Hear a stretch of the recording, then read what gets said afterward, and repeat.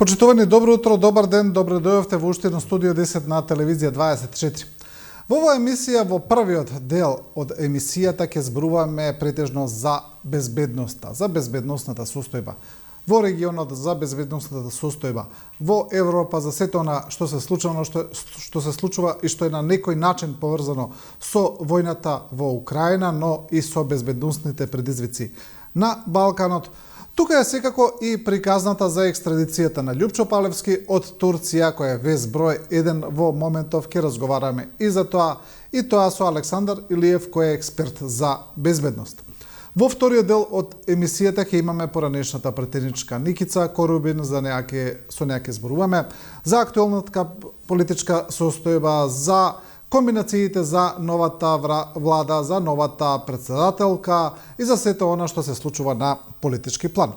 Пред да почнеме со дебатниот дел, како и секогаш одиме прво со техничките информации и со вестите.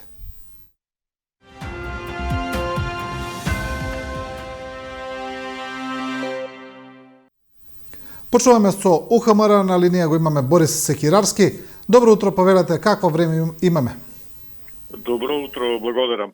Преку ноќта се задржа облачно со врнежи од дожд, од кој најмногу воден талок из утринава имаше во северните делови од земјата, најмногу 8 литри на квадратен метар во Крива Паланка. Во предпладневните часови облачно со повремени врнежи од дожд, повремено и со умерен интензитет, се преместува од западните кон источните делови од Републиката.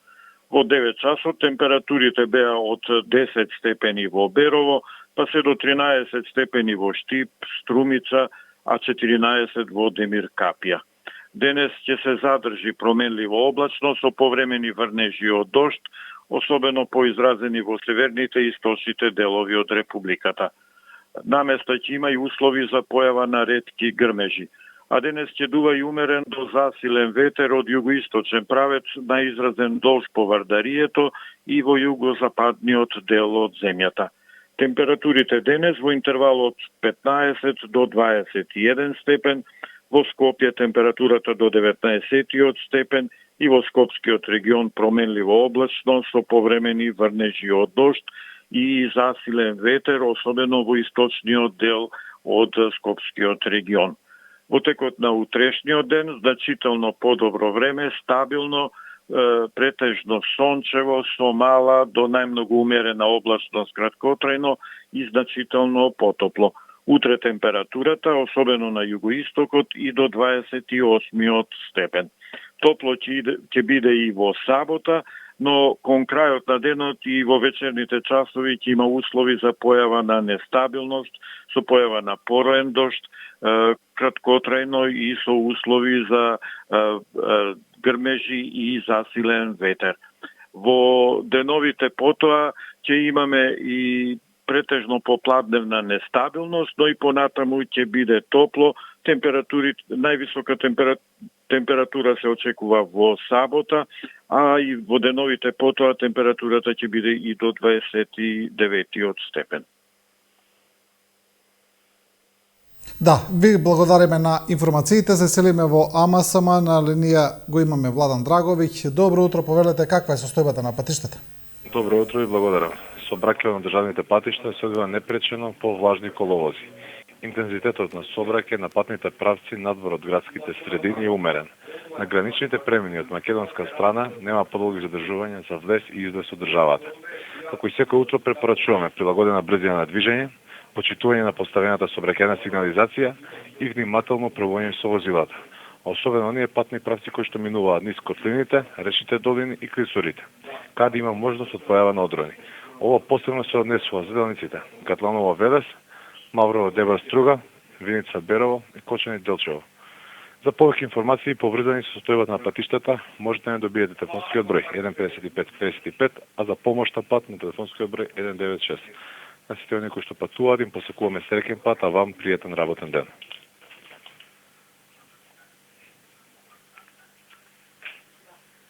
Да, благодариме на информациите. Се селиме во Центарот за управување со кризи, на линија го имаме Илија Бојаровски.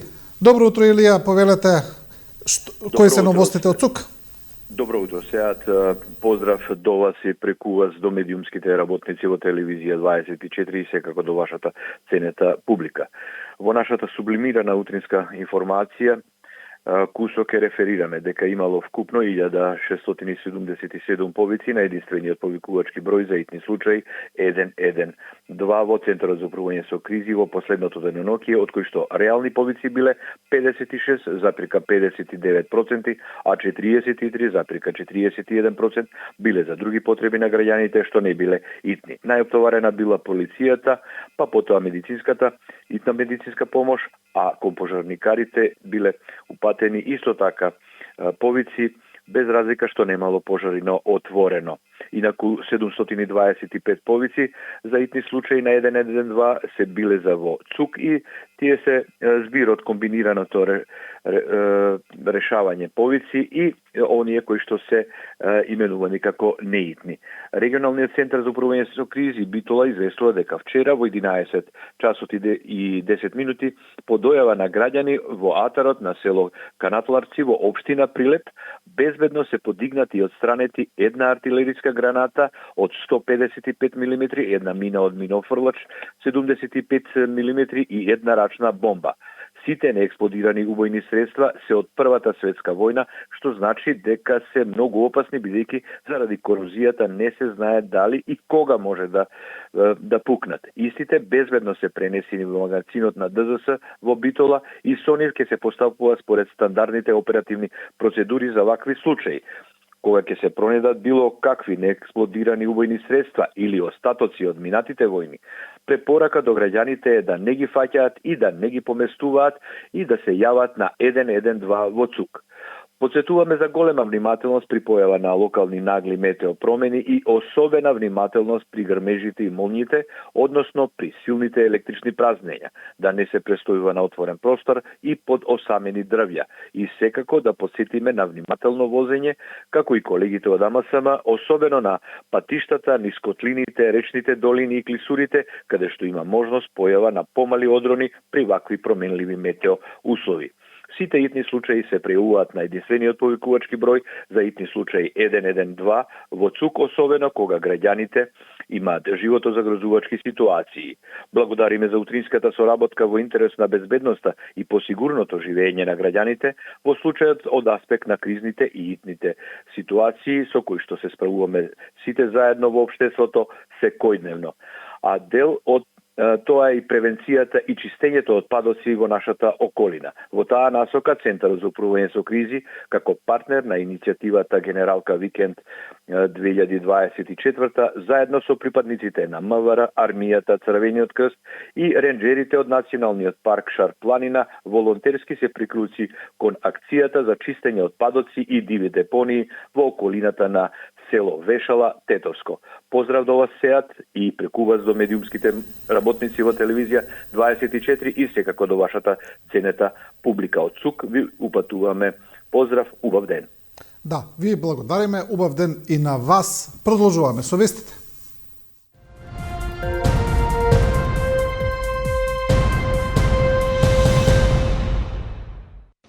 Лјупчо Палевски Палчо првата ноќ во затворот Шутка ја поминал мирно. Лјупчо Палевски првата ноќ во истражниот затвор Скопје ја поминал мирно без да се пожали на некакви здравствени проблеми или да бара нешто повеќе од она што му е одредено согласно неговиот статус на прво осомничен за убиството на Вања Ѓорчевска и Панче Жежовски. Од таму по редовна процедура ќе биде подложен на медицински прегледи денеска или во некој од наредните денови. Тој е сместен во засебна келија сам и се чува со специјално утврдени правила за овој вид на осомничени лица. Извори за телевизија 24 информираат дека до Сабајлево до затворот во Шутка нема барање или известување од ниедна институција дека треба Лјупчо Палевски да биде спроведен поради истражната постапка која ќе следува понатаму. Палевски нема да биде изведен пред истражен студија, зашто 30-дневен притвор му е одреден претходно. Палевски синоќа беше екстрадиран во земјава од Турција со редовна авиолинија на Turkish Airlines. Министерот за правда Лога се заблагодари на турските власти за брзината со која се спровела целата постапка.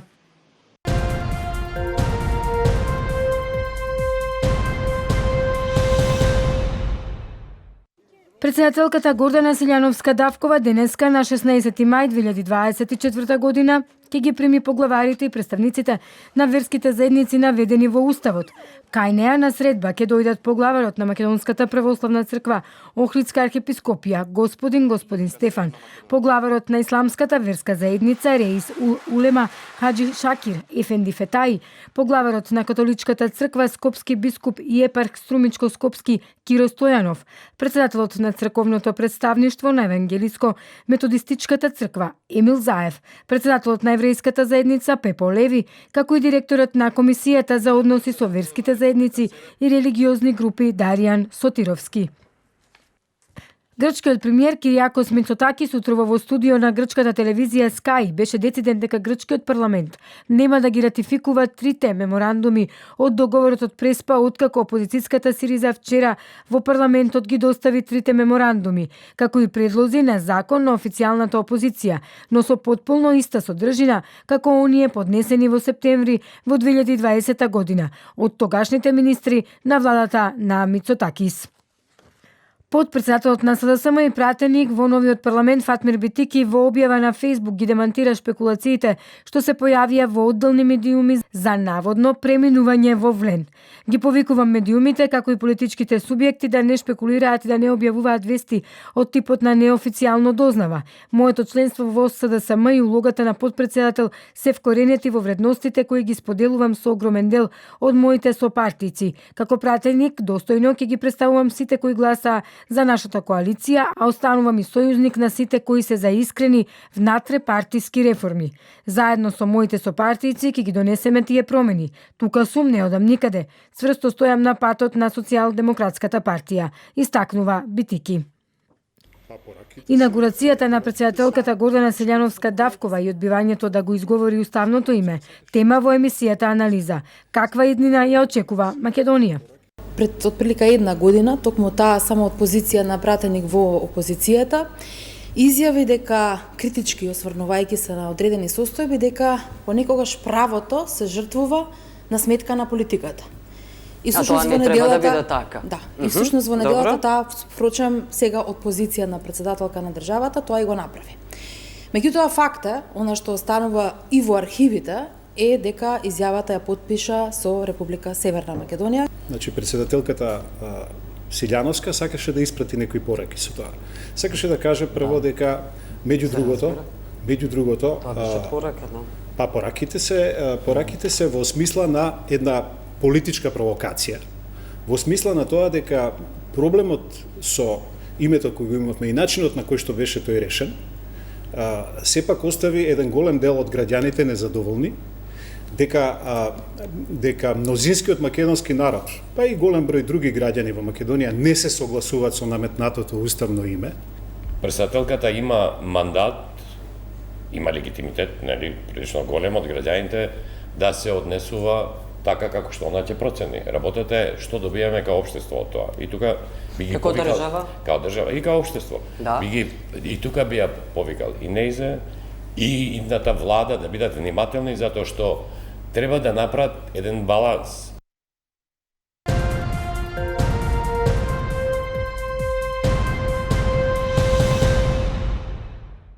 Директорката на болницата во Бајинска Бистрица изјави дека премиерот на Словачка Роберт Фицо, врз кого вчера беше извршен атентат, има повеќе прострелни рани. Операцијата траеше 5 часа, учествуваат 2 оперативни екипи. Пациентот има повеќе прострелни рани. Во моментов неговата состојба е стабилна, но многу сериозна. Според информациите, премиерот ќе остане на одделението за интензивна нега. Министерот за одбрана Роберт Калиник изјави дека ситуацијата е многу сериозна.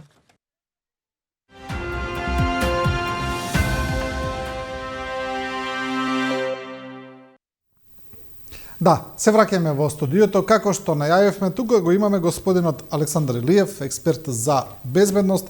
Интересно е што господинот Илиев е прв пат гостин во телевизија 24. Нас ни е секогаш драго да носиме нови лица тука да гостуваат, да видат гледачите нешто ново, нова перспектива, нова мисла. Така да, добре дојдовте во телевизија 24 и во студио 10. Благодарам на поканата. Господин Илиев, еве, како едно представување за публиката да ни кажете кратко за вас, малку кој сте, што работите за вашиот бекграунд, па ќе почнеме со дебатното. Професионален бекграунд повеќе од 20 години, околу 10 години бев офицер во армијата, рота артилерија, учесник во конфликтот 2001.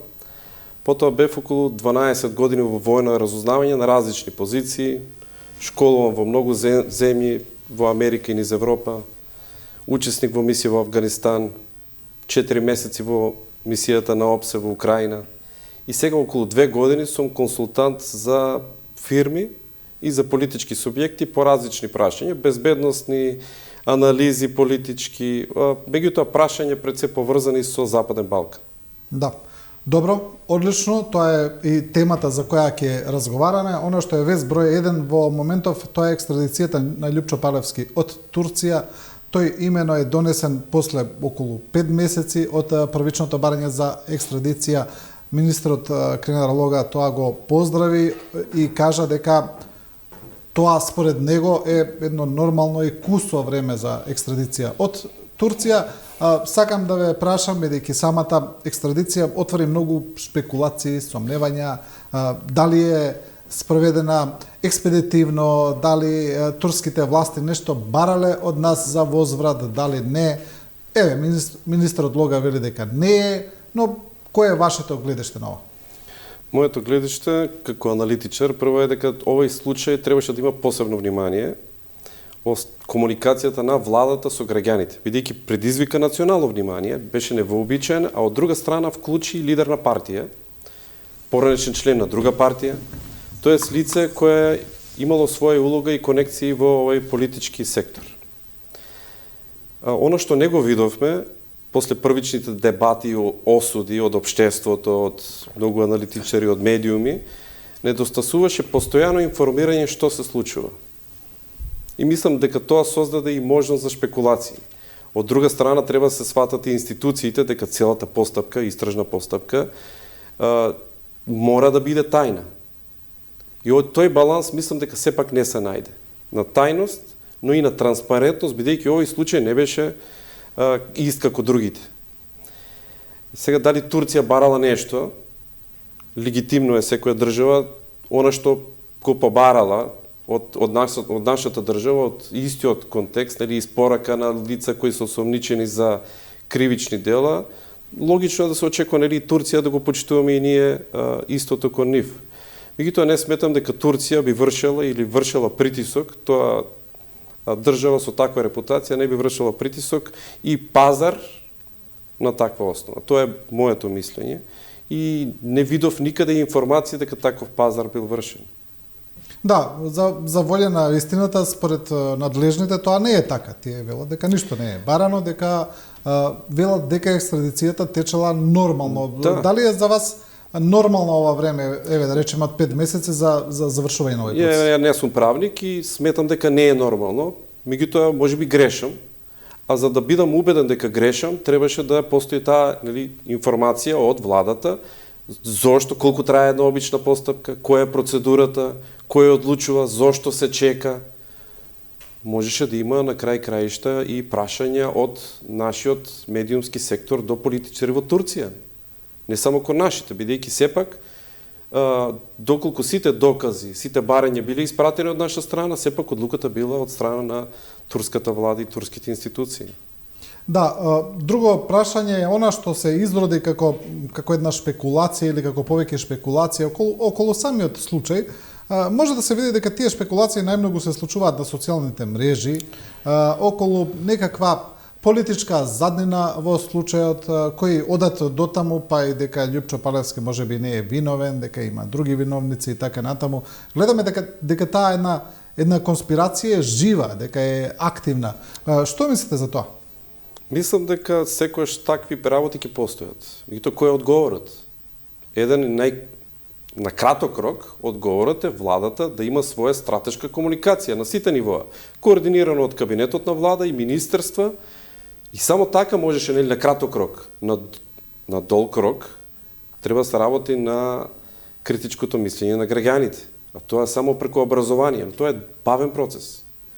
И сега оно што можеме да го направиме на краток рок е конечно се направи како дел од владата да постои дел кој е одговорен за стратешка комуникација на владата и која ќе биде координирано со сите министерства. Во моментот го немаме тоа.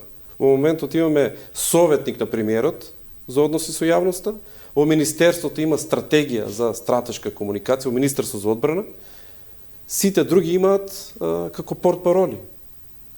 Меѓутоа тоа не е доволно. Да.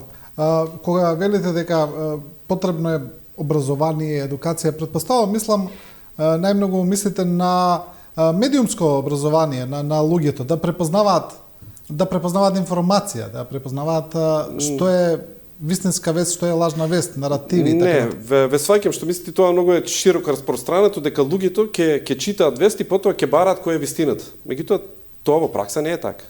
Луѓето ги читаат најголем дел, насловот, ја гледаат сликата и носат суд. Луѓето веќе кои имаат создадено суд, ги бираат и кои информации ги читаат. Тие бараат информација која го потврдува она во кое што веќе тие веруваат. Така функционира човечкиот мозок. Преку образование треба луѓето да сватат како да препознават дека нешто е метод на манипулација. Пример, ќе ви кажам нешто што е најраспространето во нашата политичка култура, тоа е личните напади. Личниот напад е метод на манипулација. Доколку нашите деца тоа го научат во основно и средно образование, тие ќе го осудуваат политичарот кој го користи тој метод. И не е само тој метод, значи методите треба да бидат препознаени. Вакви испитувања се вршени во Европската унија, уште од 2021 година во соработка со Кембридж, така да ние не треба да измислуваме нешто ново. Треба да го примениме она што веќе е откриено дека функционира. Да.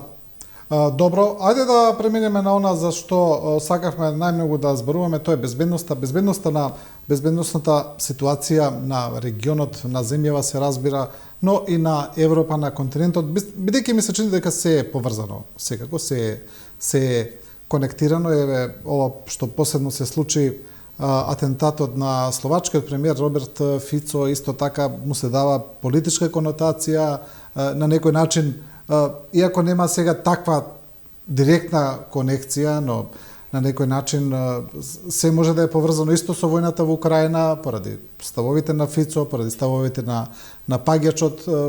Се ова гледаме дека произлегува од овие немили, од оваа војна која трае веќе трета година. Да почнеме со регионот, Балканот. Балканот е секогаш буре барут, како што велат, немирен регион.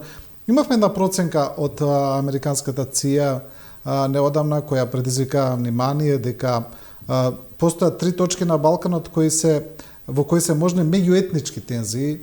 Таму е посочена Босна и Херцеговина, Косово, но и Македонија. И се чини дека тие 3 невралгични точки секогаш таму нешто се случува.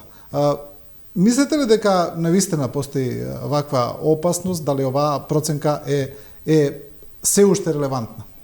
Мислам дека терминот кој беше употребен беше локални насилства засновани на етничка припадност. Така беше. Тоа е објективна проценка дека се можни локално насилство помеѓу припадници на различни етнички групи во овие 3 држави кои ги спомнавте, вклучително и нашата, Македонија. Причина за тоа е секако многу проблеми кои не се решени долг период. Кај нас е комплекс, не е еден фактор кој ги предизвика овие тензии. Меѓутоа, дали постои нешто, закана за нешто посериозно, ја би рекол дека во моментот не, бидејќи поширокиот меѓународен контекст не дозволува. А доколку гледаме дали некоја држава во моментот се подготвува за некоја ограничена војна, мене ме загрижува тоа што постојат такви индиции и се надевам дека Србија нема да воведе задолжителен воен рок, бидејќи после тоа ќе постои навистина опасност за некоја лимитирана краткотрајна војна на Балканот. Значи тоа кога велите дека гледате дека една држава може би се подготвува, мислите на Србија? Индикатор е кога држава се подготвува за војна, и не обвинувам дека некои се подготвуваат дали за одбрана или за напад, кон некои или остварување некои политички цели други. И тоа се анализира дали земјата го подготвила својот буџет, своите девизни резерви, своите резерви со злато, како е подготвила својата војна индустрија, дали има способности да произведува амуниција, да си ја поправа својата војна опрема, значи така се анализира кога се проценува дали некоја држава се подготвила за војна. Русија пред војната во Украина ги имаше сите тие елементи. Меѓутоа, она што е клучно е така дали меѓународниот контекст дозволува вие да употребите војна сила. Во моментот нити Србија, нити некоја друга држава на Балканот не е во состојба да добие меѓународна поддршка да употреби војна сила. Меѓутоа, меѓународниот контекст може да се смени. И сега, пример, исходот на изборите во САД, исходот на изборите во Европската унија, исходот на војната во Украина. Од тие три работи може да зависи дали на Балканот би било можно ограничена употреба на војна сила да се оствари некоја политичка цел. Така да во моментот ција се во право, можни се само насилства, појавени насилства на етничка основа во овие земји, тензии, меѓутоа не е и нешто посериозно. Да, еве една кус осврт на трите точки, значи Босна и Херцеговина таму претпоставам дека најмногу се врти околу претседателот на Република Српска Милорад Додик, неговите изјави за десолуција на Босна и Херцеговина, за отцепување, за одвојување, нешто што гледаме дека меѓународната заедница острого прекорува, но и повторува пред се Соединетите Американски држави дека тие стојат зад суверенитетот на Босна и Херцеговина и дека нема да отстапат. Претпоставам дека ова е едно жариште кое е најпотенцијално, да речеме, за некаков конфликт. Од една страна, Дејтонска Босна значи дека постои Република Српска. Од друга страна, постојана Република Српска и неунитарна Босна, во сегашниот контекст, спречува да се направи кохезивно општество и да има ефикасна борба против корупција.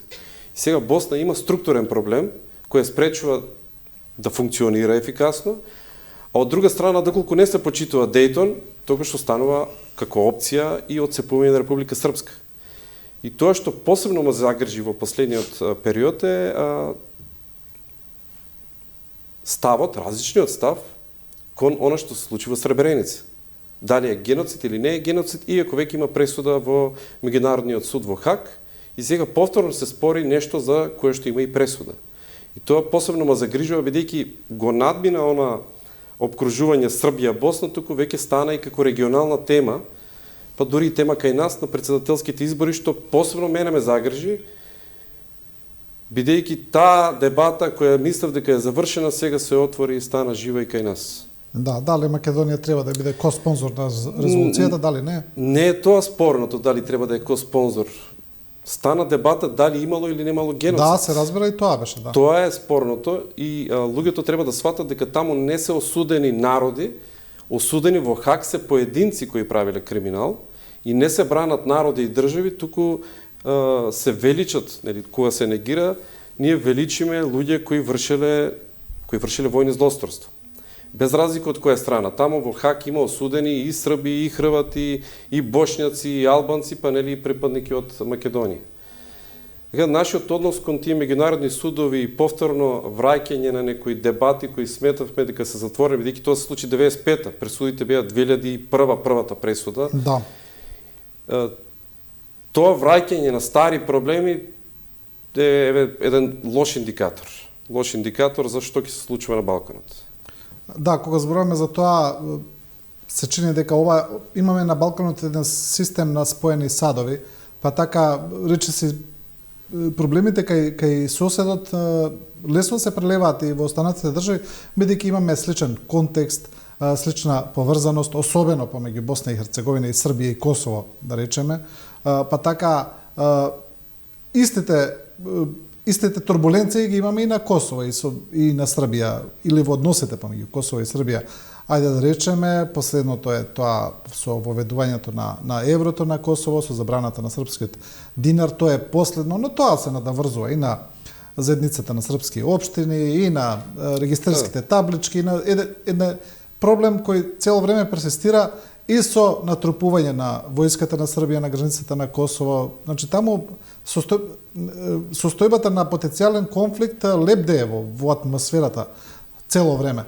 А за нас, па тоа е особено алармантно, бидејќи се работи за наш директен сосед, директна поврзаност со нас во однос на... И нашиот однос е, например, многу интересен. Последната анкета која беше пред некој ден, ние ги сметаме за непријатели нашите сојузници и за најголем пријател сметаме Србија која не е во НАТО. Нашата перцепција, како ние го гледаме меѓународниот поредок, нашите граѓани, мнозинството од нив, зависи од тоа и нашата држава што има напишано во стратешките документи. Постои само еден документ во Македонија, колку што јас сум запознаен, мислам дека не грешам, во кој е напишано дека Руската Федерација предизвикува е главна закана за за европската безбедност, така пишува, меѓутоа не пишува дека и за македонската безбедност. Ние немаме документ каде што е точно, прецизно напишано од каде доаѓаат заканите за нашата безбедност. И затоа луѓето во таа непрецизност си создаваат своји мислења и некојаш незасновани на факти. Да некој мисли дека Албанија е закана за Македонија, треба прво да ја погледне албанската армија, дали Албанија создава армија за да освои некого. Дали ние со Албанија имаме некакви спорови. Дали Албанија се подготвува своите девизни резерви и меѓународна состојба за да изврши агресија. И ако некој направи таква анализа, ќе свати дека ништо тоа не се случува. Нема логика да се гледа Албанија како закана. Исто и Косово. Така да нашите ставови, мнозинството граѓани овде, се многу субјективни. А тие создаваат и перцепцијата како ги кон прашање како Сребреница, како прашањата поврзани со Косово. Значи, низ таа призма ги гледат сите тие меѓународни односи. И добро, но кога го велите ова во однос, го спомнавте документот во однос на тоа кого ние сметаме за закана, кого не, кого сметаме за пријател, тоа се исто наративи кои се градат, тоа се перцепции во јавноста, дали се точни или не се точни прашање, но постојат и сите анкети покажуваат дека македонските граѓани најмногу ја сметаат Србија за свој сојузник, но исто така доколку ги видиме одговори на етничките групи, тие се исто така сосема различни. Па така интересно е што сличен наратив е и во Србија. Во Србија, например, најголем дел од граѓаните сметаат Русија за свој најголем сојузник, а за најголем непријател Соединетите Американски држави, но доколку Србија има некаква историја таму, имале сега реално и војна со НАТО, и бомбардирање, и може да се разбере, ајде да речеме тој наратив. Зошто во Македонија? Македонија е членка на НАТО, кандидат за Европската Унија. Зошто во Македонија постои некаква перцепција дека Соединетите Американски држави, например, не се пријател на Македонија? Јас минатата година правев едно истражување кое беше баш поврзано со ова прашање. Зошто кај нас луѓето ја чувствуваат Русија за блиска Западот и САД за нешто што може би е непријателе. И од тоа истражување сватив и јас лично дека ние имаме во нашиот образовен систем наративи кои се благо кажано проруски и антизападни. И тоа се во учебниците и за историја и општествени науки, меѓутоа овде и културата. Јас воопшто не сум некој кој е против руската култура, јас ја ценам руската култура. Меѓутоа, кога руската култура се злоупотребува да се величи Русија политички, како политички инструмент, а против Западот и да се покаже дека Западот е нешто лошо, тогаш треба ние да размислиме дали и таа култура која е така присутна и тие учебници треба да бидат можеби ставени во фиоки и да користиме и повеќе западна литература. Че ние има многу повеќе литература, задолжителна литература во нашите високообразовани установи кои потекнува од Русија, од руски автори или од Југославија, меѓутоа од тој период, кога Југославија била блиска со Советскиот сојуз. Сега тие наративи, таа визија за светот, ние пренесуваме и на младите генерации. Ние имаме многу универзитетски професори кои сега Ванковска беше отворено против НАТО. Тој беше низиниот став. Таа е универзитетски професор. Меѓутоа, ако анализирате и низ колку универзитетски професори ние имаме, и на Штипскиот, и на Кирил и Методий, па го имаме и Славјанскиот универзитет, ние создаваме нови генерации кои го гледаат светот низ призмата на Русија. Тој е проблем и на образованието, на реформите, на тоа што се уште се користат учебници од поранешна Југославија и така натаму. во однос на тоа влијание на Русија, за која се зборува од време на време, интересен е ставот, да речеме, на Соединетите Американски држави и на НАТО, кога беше председателот, генералниот секретар на НАТО Јенс Столтенберг во Скопје, беше директно опрашан за тоа. Тој кажа дека НАТО не гледа дека, еве за Македонија конкретно, дека има некакво преголемо руско влијание.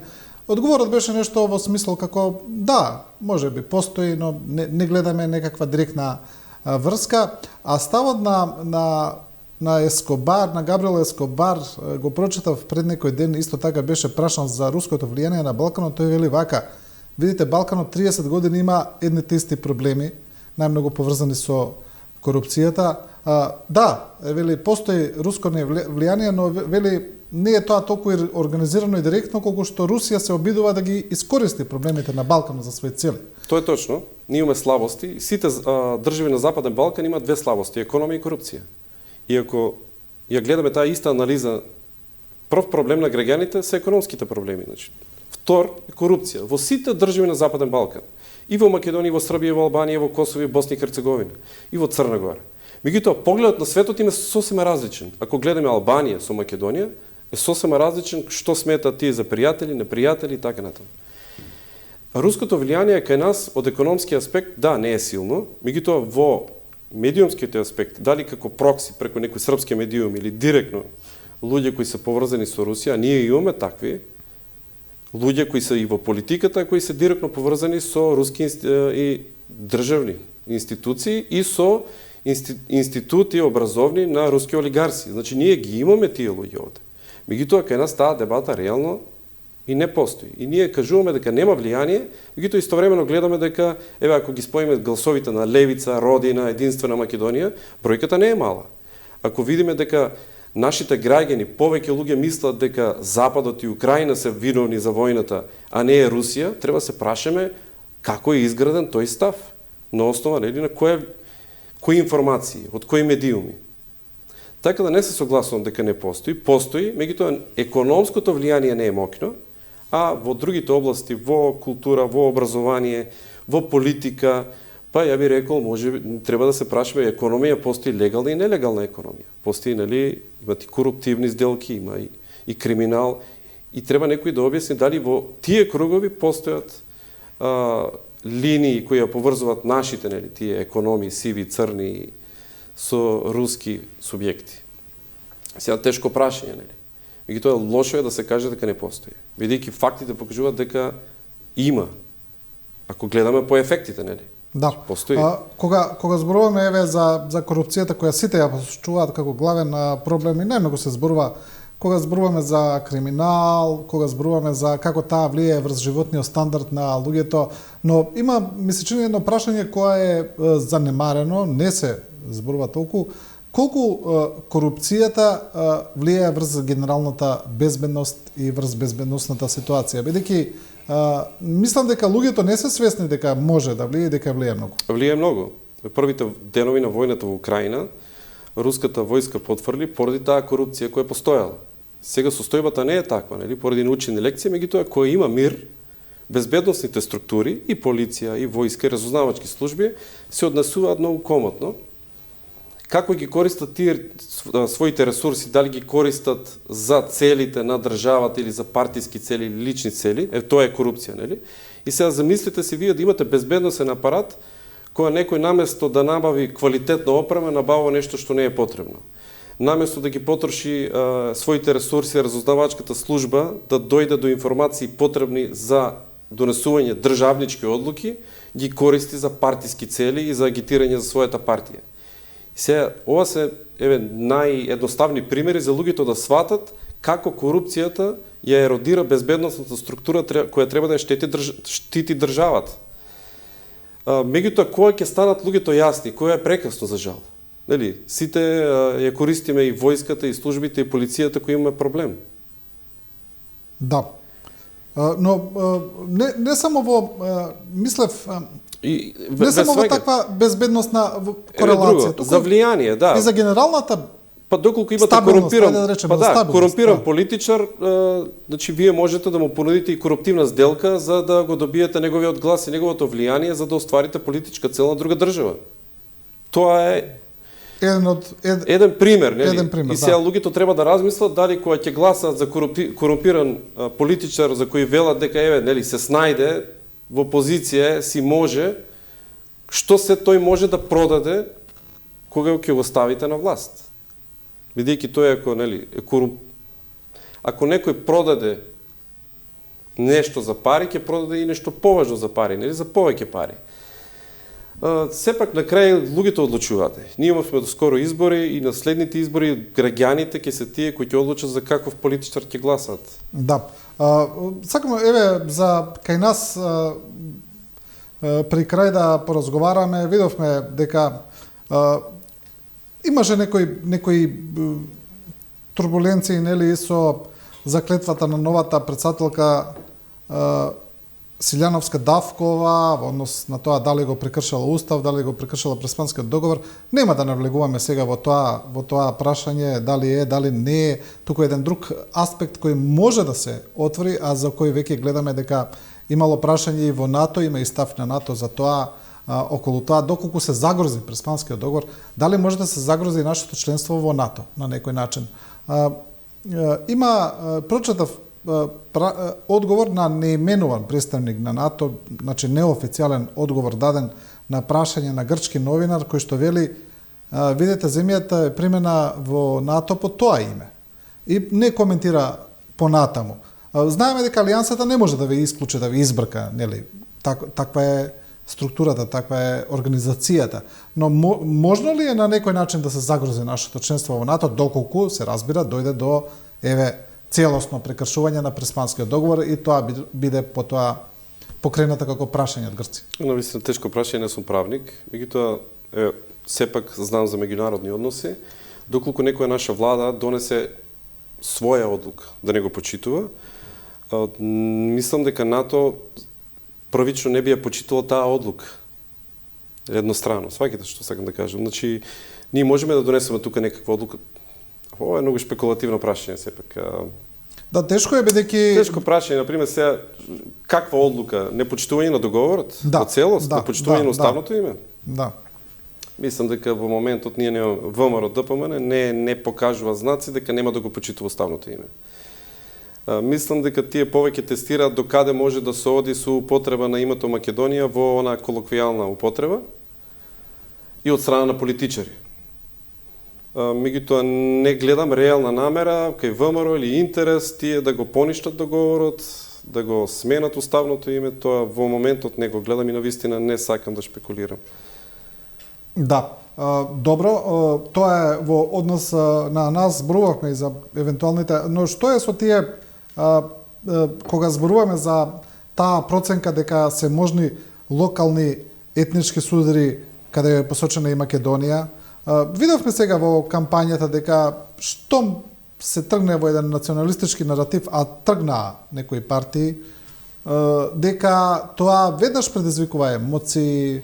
Немавме некои судари, се разбира, ниту тензии особени, но емоциите веднаш се подигнаа на едно повисоко ниво. На тоа ли се мисли? Значи, дали тие политички турбуленции може да изнедрат потоа и евентуални реални судари? Мислам дека повеќе насилство може да биде резултат доколку се случат апсење на одредени политичари, отколку луѓето се мудри. Ја бев сведок 2015 година, кога во Куманово имавме еден навистина сериозен инцидент и бев во диво населје, лично, знае луѓето дека јас сум припадник и на војното разузнавање и на армијата и дека јас сум од Струмица, не сум од Куманово. Односот на албанците во диво населје беше многу позитивен. Луѓето ми оставија крајно позитивен печаток. Тие воопшто не сакаат да поддржат насилство, не беа за војна. И верувам дека таа состојба не е смената. Јас се уште комуницирам, имам пријатели од повеќе градови од Западна Македонија, и албанци, и турци, и мислам дека народот е многу позрел. Јас не очекувам кај нас да постои опасност за внатрешен конфликт, бидејќи и ова е некако, сега ќе ви кажем како се случува внатрешен конфликт, ако дозволите една минута. Да постои внатрешен конфликт, потребно е државата да не ја контролира комплетно својата територија. Тоа е еден фактор. Втор фактор, да владата да нема легитимитет кај голем дел од граѓаните. Трет фактор е да постојат сериозни незадоволства кај граѓаните. Потоа треба да има идеологија и лидери. Значи треба да има некоја идеологија зашто тие ќе се борат, нели, да земат оружје. И многу клучен фактор е треба да постои надворешна поддршка за да има вооружен бунт во одредена држава. Сега, дали постои сето тоа? Реално. Според овие фактори кои вие што ги кажавте, мене ми се чини дека не е исполнет ниту еден. Јас како безбедносен експерт и која правам проценки, не постојат услови. А многу е лесно да се каже, ако не сум јас на власт, нели, ќе ги земам чизмите, тоа не значи ништо. Тоа само значи еден наратив на медиум за добивање можеби малце гласови, некој отварање јавна дебата, меѓутоа реална опасност не постои. Да. Добро, и за крај, она што е се уште трае, тоа е војната во Украина, 3-та година. Ми се чини дека војната таму веќе повеќе од една, може и 2 години веќе е навлезена во онаа фаза на војна на исцрпување, дека таму немаме големо поместување на фронтовите. Сега во моментов постои известна иницијатива на Русија, тоа е факт. Ќе видиме како тоа ќе заврши, почнува од друга страна испораката на помошта од Соединетите американски држави за Украина, но генерално не гледаме крај се уште на војната, не гледаме реални намери за некакви суштински преговори, за некаков политички договор. Дали и кога можеме да очекуваме да дојде до нешто такво? Претходно реков меѓународниот контекст. Пред да го видим исходот на изборите во САД и исходот на изборите во Европската унија, но вистина е тешко да се предвиди, но доколку победат демократите, доколку во Европа сепак победи партиите кои се во центарот, може да очекуваме дека таа економска и војна поддршка на Украина ќе продолжи. Ресурсите на западниот свет се повеќе од 10 пати поголеми од оние на Русија. Украина сега го смени законот за мобилизација и мобилизираат од 25 до 60 години, претходно мислам дека се почнуваше од 27 и не знам кој беше дали до 55, и почнаа да мобилизираат, тоест ќе почнат да мобилизираат и луѓе кои се во затвор, меѓутоа не за убиства, силување и такви кривични дела. Тоа значи тие некаде до септември ќе го решат својот недостаток и на жива сила, и до август-септември се очекува дека ќе имаат доволно опрема и муниција да парираат на Русија. Ова војна најверојатно ќе продолжи барем уште 2 години. Нема да заврши. Тоа е вашата проценка? Да, доколку победат демократите во Америка, доколку не победат демократите и републиканците, сценарио 2, републиканците ја прекинат таа помош на Украина, тогаш Украина ќе биде во ситуација да мора да преговара и она кинески мирове, тоест кинеско решение, кое всушност бара примирие, бара прекин на санкциите и почеток на преговорите. Тоа е сценарио кој реално одговара на Русија, бидејќи на Русија има потреба да здивне, има потреба да ги стабилизира својата контрола на окупираните територии. Но тие се две крајни сценарија, да кажем. Но да потенцираме од кинескиот план, но и на некој начин и легитимирање на веќе освоените територии од Русија, например. Токму тоа. Замрзнување на таа. Последната офанзива и во таа насока, кон Харкив сега има некаков напад кој реално најверојатно ќе биде подготовка на боиштето за една поголема операција во Донецк. Јас мислам дека ако падне како е Словјанск, така и Краматорск, тогаш и Донецк ќе биде скоро целосно под контрола на Русија и тие нивните цели скоро ќе ги имат и постигнато. Сега операцијата кон Харкив е поверојатно дека ќе дојдат на некој растојание да можат повторно со артилерија да го гарантираат вториот поголемина град на Украина и да извршат уште поголем притисок врз украинското население. Меѓутоа овој прозорец на можност кој се отвара за Русија ќе трае некаде до август. И тие своите успеси ќе гледат да ги постигнат до август. А потоа се зависи од изборите. Затоа Русија се обидува да искористи таа своја иницијатива. Да, предност која има во моментот. Да. Добро, господин Илиев, ви благодарам за ова гостување, за вашата анализа на повеќе теми, како што кажав, прв пат во Студио 10 во Телевизија 24, па понатаму се надевам ќе имаме една континуирана соработка. Благодарам и на вас. И со ова го завршуваме Првиот дел останете со нас, одиме сега со реклами и потоа продолжуваме со Никица Коробин, поранешна пратеничка.